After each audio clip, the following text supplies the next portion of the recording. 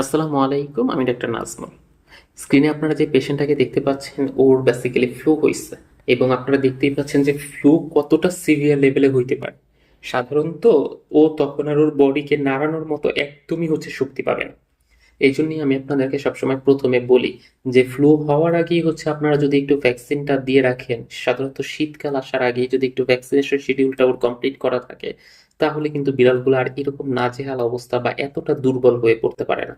এই জন্য আপনাদের প্রথম অবস্থাতেই করণীয় হচ্ছে যে আপনারা ভ্যাকসিনেশন যে শিডিউলটা থাকে ক্যাটের জন্য, এই শিডিউলটা একদম প্রপারলি ফলো করবেন। সেকেন্ড যে ব্যাপারটা, যে স্যার আমরা এরকম কোনো কারণে হয়তো বা মিস করে গেছি বা জানতাম না, এটা আসলে আগে দেয়া হয় না, এই ক্ষেত্রে তো এখন ফ্লু হয়ে গেছে, আমরা কি কি ধরনের লক্ষণ দেখলে বুঝতে পারবো? বিড়ালের ফ্লু হইলে সাধারণত কিছু কমন লক্ষণ থাকে। কমন লক্ষণ বলতে কিরকম স্যার? কমন লক্ষণ বলতে এটা এরকম যে আপনি প্রথম অবস্থায় দেখবেন কি ও খাওয়া দাওয়া একদম সব বন্ধ করে দিচ্ছে, এবং ও আগের মতো সেরকম খাচ্ছে না। কেমন যেন আর আগের মতো খাচ্ছে না বা চলাফেরা করতেছে না। দেখবেন যে একটা ঝিমুনি ঝিমুনি ভাব ওর মধ্যে আসছে। তারপর আপনি খেয়াল করবেন কি যে আগের চেয়ে আপনার বিড়ালটা আরো বেশি পরিমাণে দুর্বল হয়ে যাচ্ছে। মানে ও একদমই এখন আর একটা জায়গায় বসলে আর ওর উঠার যে শক্তিটা, সেই শক্তিটাও থাকবে না। এটা গেল প্রথম। এরপরে আপনি দেখবেন যে ২-১ দিনের মধ্যেই ওর হলুদ কালার, ২-১ দিন না, সাধারণত তার ৪ থেকে ৬ ঘন্টার মধ্যেই সাধারণত ওর প্রচন্ড পরিমাণ হলুদ কালার বমি হচ্ছে। এবং যাদের ক্ষেত্রে বডির রোগ প্রতিরোধ ব্যবস্থা কম থাকে বা বডিতে অনেক বেশি পরিমাণ ইনফেকশাস এজেন্টটা প্রবেশ করে থাকে, সেই সব বিড়ালের ক্ষেত্রে খুব ফ্রিকুয়েন্ট লেভেলের বারবার বমি হয়। বমিটা এতটাই হলুদ হয় যে কারো কারো ক্ষেত্রে খুব তীব্র হলুদ হয়, আবার কারো কারো ক্ষেত্রে খুব প্রথম অবস্থায় হালকা হলুদ হয়। দুইটা ক্যাটাগরাইজেশনে আপনি এই ক্ষেত্রে বমি দেখতে পারবেন। তারপরে বমির সাথে যদি কন্ডিশনটা সিভিয়ার তখনই হয় যদি পেটে কৃমি থাকে। কৃমি থাকলে তখন ওই বিড়ালগুলো আর খুব বেশি পরিমাণে সার্ভাইভ করতে চায় না।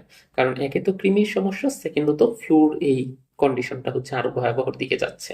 আর অনেক ওনাররা এসে তো বলে এরকম যে স্যার ওকে না এখন পানি খাওয়াইলে দেখা যায় যে ওই পানিটাও বমি করে ফেলে দিচ্ছে। মানে কিছুই মুখে নিতে পারতেছে না, খাবার মুখে টোটালি বন্ধ। এই সমস্যাটা আপনি বেসিক্যালি ফেস করবেন। এটা তো গেল প্রথম দিকে। তারপরে তার ১২ ঘন্টা বা ২৪ ঘন্টা পরে আপনি দেখবেন কি ওর পাতলা পটি শুরু হয়েছে। দ্যাট মিনস পাতলা পায়খানা করতেছে। এবং এইটা ও চাইলেও কন্ট্রোলে রাখতে পারতেছে না, মানে একদমই পাতলা হয়ে গেছে পটিটা। এখন আপনি একটু খেয়াল করেন, ওর কিন্তু ওই বমির মাধ্যমে বডি থেকে ফ্লুইড লস হচ্ছে। এইখানে পাতলা পটির মাধ্যমে বডি থেকে ফ্লুইড লস হচ্ছে। এই জন্য এই কন্ডিশনটা আরো বেশি ভয়াবহ হয়ে যায় যদি কিনা ওকে প্রথম অবস্থা থেকে আপনি ট্রিটমেন্টটা শুরু না করেন। মানে কোনো কারণে ও যদি আলটিমেটলি ডিহাইড্রেশনের ওই অবস্থাটায় পড়ে যায়, তাহলে আর আপনি তখন কামব্যাক সেরকম ভাবে কি করাইতে পারবেন না। মানে তখন মারা যাবে, এইটুকু প্রায় 70% শিওর। এটা তখনই। এখন এইটা আপনাদের করণীয় কি, আপনারা বুঝবেন কিভাবে? আপনারা তো শুধু দেখতেছেন খাওয়া বন্ধ করতেছে, অথবা অনেকে এসে বলে স্যার হলুদ কালার বমি করতেছে, এই দুইটাই কমন। এছাড়া তো আর আপনার বোঝার অপশন নেই। যদি একদম প্রথমেই বুঝতে পারেন যে ও হলুদ কালার বমি করতেছে, ওটা হোক একবার দুইবার, সাধারণত এটা দিনের ভিতর ৮-১০ বার পর্যন্ত বমি হয়। তো যখনই আপনি একবার দুইবার দেখবেন এরকম হলুদ কালার বমি হচ্ছে, তখনই আপনার মাথায় এইটা সেট করতে হবে যে তার মানে হয়তোবা ও ফ্লুতে আক্রান্ত হইতে পারে। এবং সাথে সাথেই আপনার একজন রেজিস্টার্ড ভেটের সাথে কনসাল্ট করতে হবে যে স্যার এরকম হলুদ কালার বমি হচ্ছে, আমি তো এরকম ওকে ওই ভ্যাকসিনেশন গুলা করাইনি। এবং উনি তখন আমাদের কাছে কিট টেস্ট পাওয়া যায়, এই কিটগুলো দিয়ে আমরা কিট টেস্ট করলেই তখন খুব ইজিলি আমরা ডায়াগনোসিস করতে পারি যে আসলেই ওর বমি হয়েছে কিনা।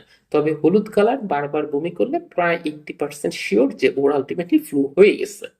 এখন এক্ষেত্রে আপনারা আরেকটা কাজ করতে পারেন, যদি পারেন তো মুখে অল্প অল্প করে ওটস স্যালাইন দিতে পারেন।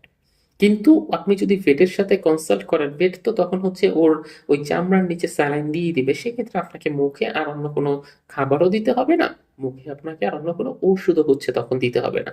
আপনি জাস্ট ৩-৪ দিন পর্যন্ত ভেটের পরামর্শে স্যালাইন প্লাস দেখবেন যে আদার্স আরো ৫-৬ রকমের মেডিসিন এক্ষেত্রে কন্টিনিউ করতে হয়। সেই মেডিসিনগুলো যদি ভেটের পরামর্শ মতো আপনি কন্টিনিউ করেন, তাহলেই দ্যাটস ওকে। জাস্ট নর্মালি দেখবেন মোস্ট অফ দ্য টাইমে প্রথম দিকে ডায়াগনোসিস করে যদি ট্রিটমেন্টটা শুরু করা যায়, তাহলে ফ্লুর থেকে রিকভারি করা পসিবল। এবং ফ্লুর অনেক পেশেন্টই বেঁচে যায়। কিন্তু ফ্লু কিন্তু মরণঘাতী, এটা আপনাকে মাথায় রাখতে হবে। এই জন্য আপনি যখন ভেটের কাছে গিয়ে এরকম ভাবে ট্রিটমেন্টটা শুরু করছেন, ভেটও তখন দেখবেন যে আপনাকে বলে দিবে যে ফ্লুর কেসগুলোতে সাধারণত হচ্ছে একদমই যে বেঁচে যাবে বা এটা পুরোটাই নির্ভর করে হচ্ছে ওর রোগ প্রতিরোধ ব্যবস্থার উপরে, ও কতটা ধকলটা মানায় নিতে পারবে সেটার উপরে। ও যত বেশি রোগ প্রতিরোধ ব্যবস্থা ভালো হবে, ও যত বেশি ধকল মানায় নিতে পারবে, তত ওর সার্ভাইভ করার রেট হচ্ছে ভালো থাকবে। আমার কাছে এরকম অনেক পেশেন্ট আছে যারা কিনা সার্ভাইভ করে গেছে, আবার এরকম কয়েকটা পেশেন্টও আসছে হচ্ছে যারা কিনা মারা গেছে। তো এইটা হচ্ছে আসলে same medicine, same treatment protocol, but ওই রোগ প্রতিরোধ ব্যবস্থা কার কত ভালো সেটার উপর ডিপেন্ড করে ওরা হচ্ছে আলটিমেটলি কতটা তাড়াতাড়ি দ্রুত সুস্থ হবে সেটা নির্ভর করে। এই জন্য সবসময় যেই সাইন সিমটম বা রোগের লক্ষণগুলো বলে দিচ্ছে, যদি এগুলা দেখেন সাথে সাথে রেজিস্টার্ড ভেটের সাথে কথা বলে সেইভাবে হচ্ছে ট্রিটমেন্টটা শুরু করবেন, এবং যাতে করে ও ওই ডিহাইড্রেশনে না পড়তে পারে বা খুব বেশি পরিমাণে সিভিয়ার কন্ডিশনে না যায়। সিভিয়ার কন্ডিশনে যাওয়ার পর তখন ভেটের কাছে নিয়ে গেলে কিন্তু আর কোনো ফলাফলই পাবেন না। এই ব্যাপারগুলোতে একটু খেয়াল রাখতে পারলে আপনি দেখবেন যে ও খুব দ্রুতই হচ্ছে এই ফ্লুর থেকে রিকভারি করে যাচ্ছে। এবং রিকভারি করার পরে অনেকে জিজ্ঞেস করে যে স্যার এখন আমরা ভ্যাকসিনটা দিব কবে, কারণ এই যে একবার হয়ে গেছে। তো এই ক্ষেত্রে সাধারণত ভ্যাকসিনটা ওই রোগের লক্ষণ মানে সুস্থ হয়ে যাওয়ার পরেও আরো প্রায় 10 থেকে 12 দিন আপনাকে অপেক্ষা করতে হবে। যখন বডি থেকে পুরা সবগুলা ভাইরাস একদম শেডিং হয়ে বের হয়ে যাবে, 14 দিনের মতো সময় লাগে এই ক্ষেত্রে। এই 14 দিন পরে আপনি একজন পেট একটা পেট ক্লিনিক্সে গিয়ে আপনি হচ্ছে খুব সুন্দর মতো ওই ভ্যাকসিনেশন শিডিউলটা কমপ্লিট করে আসতে পারবেন। এটাই হচ্ছে আপনার প্রাইমারি করণীয়। ধন্যবাদ সবাইকে।